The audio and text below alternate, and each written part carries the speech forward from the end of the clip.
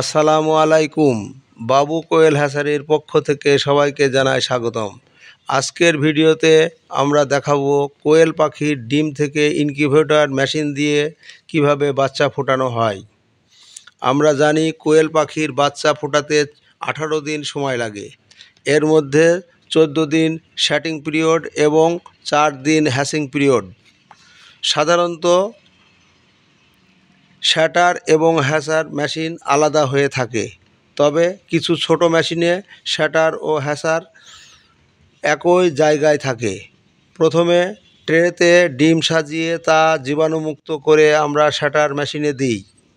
তার 14 দিন পরে এই ডিমগুলো বের করে হ্যাচিং ট্রেতে সাজাই।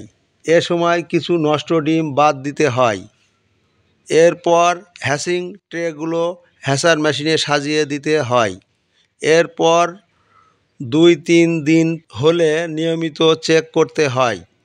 যখন ডিম ফুটে সব বাচ্চা বের হয় তখন হ্যাচার ট্রেগুলো মেশিন থেকে বের করে বাচ্চাগুলো আলাদা ট্রেতে অথবা খাঁচাতে সংরক্ষণ করা হয় এবং খাঁচাই করে ডেলিভারি দেওয়া হয়। আপনারা যারা উন্নত মানের জাপানি জাতের কোয়েল পাখির বাচ্চা বীজ ডিম নিতে চান আমাদের সাথে যোগাযোগ করতে পারেন।